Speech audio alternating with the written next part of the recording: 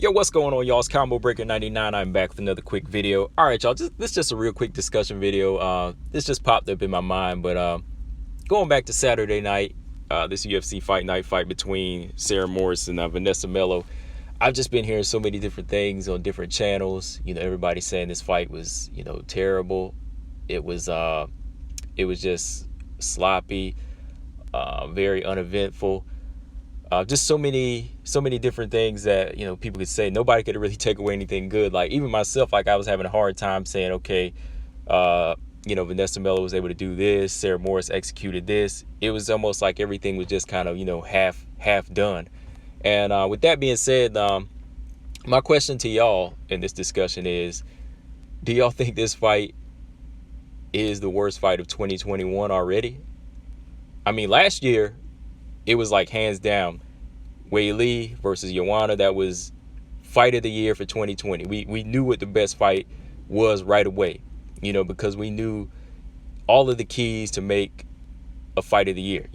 If you really know the sport, any combat sport, you know what keys you need and ingredients you need to make a fight of the year.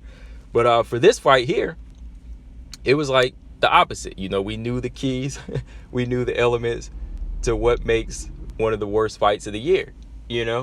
And going into this one here, it's not like we're knocking the fighters. Like, we're not saying Sarah Moras or Vanessa Melo, they're the worst fighters in the UFC or they're the worst fighters in MMA, period. No, not that. But like, sometimes even when you put two styles together, it can make for like a uneventful fight or a boring fight. Like, I've seen boring fights, but even boring fights aren't like really candidates for worst fights of the year.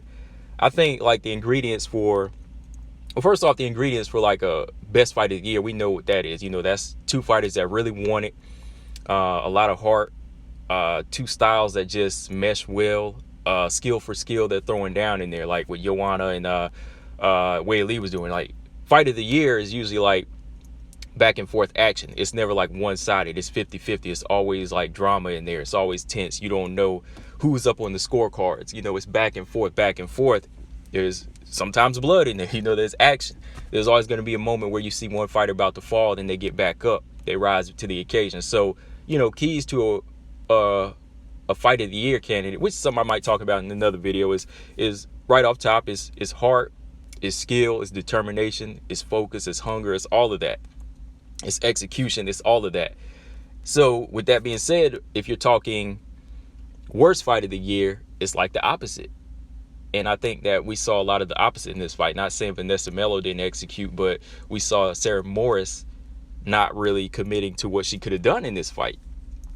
She was never really committing to what she could have done in this fight. In this fight, she was always playing it safe, too safe, or not taking any chances. Because I still believe, like, even if you are a defensive fighter, you have to take chances. Even if you don't want to get hit, you still have to take chances. You have to experiment and see what works to see how you adjust to the fight, But like in this thing, man, like Sarah, she just continued to stay on the back foot, play it safe, and throw this, lackluster jab out there. This weak jab that just kept like touching Vanessa Melo at times, and then she was just gone on the back foot for 5 minutes every round. There was never a moment where she was really trying to say, okay, Vanessa Melo's slow, maybe I can at least get 2 or 3 shots off, and then move again. I can score 2 or 3, 4 more shots, then move. It was always just jab, move, jab, move, jab, move, where Vanessa Melo, eventually she started to figure this out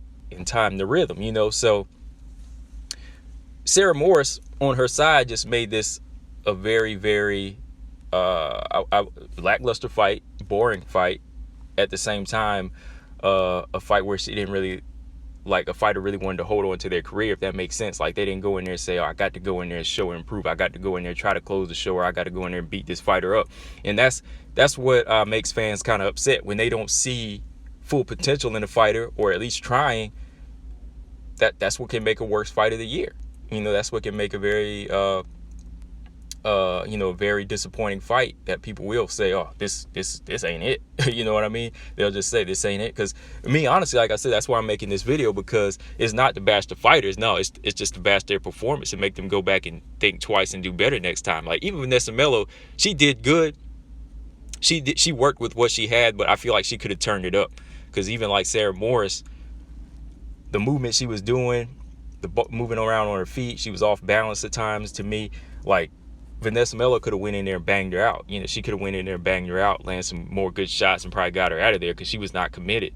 So if a fighter's not committed, you got to go after him, you know? So yeah, this fight just had all those ingredients of making a worst fight of the year. Again, not saying these fighters are the worst fighters, but they definitely put on a performance that was, you know, to forget, you know, that people want to forget, and they won't forget it because it was the worst. You know what I mean? Like, even boring fights people forget, which could, you know, be a good thing sometimes. But whenever you make a fight, you put on a fight like this, just you know, the reputation for it is not good. And you know, Dana White doesn't like fights like that, you know. So either one of these fighters could be on the chopping block here, you know.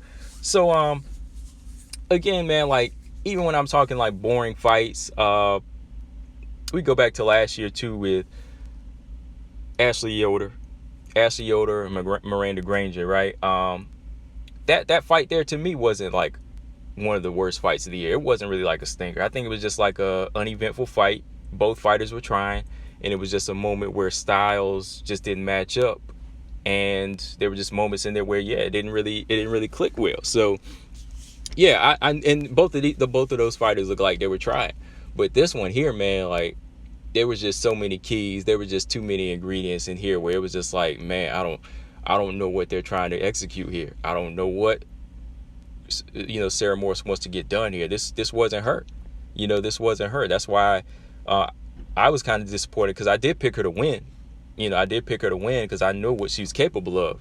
And that's another thing. When you know what a fighter is capable of and they don't pull through, and you're watching from the outside, you're looking in, you're just like, man, I don't know what they're doing. They don't want this job. They don't want this job. I don't know what it is they want. So you just go ahead and give them that stamp. You'd be like, oh, that performance is one of the worst I've ever seen, you know? So yeah, man, like I said, just wanted to do this real quick discussion video, give you my thoughts on the fight. Let me know in the comment section what y'all think. Like I said, we're only 1 month into 2021, and well, we're not even done with the first month, but you know, we can already kind of say that this fight is one of the worst of 2021. But let me know in the comment section what y'all think. Combo Breaker 99. Like I said, I'll probably be back with some other videos just talking about what keys make a bad fight and what keys make a great fight, a fight of the year. But yeah, that's all I got, guys. Combo Breaker 99. I'm out. Subscribe. Peace.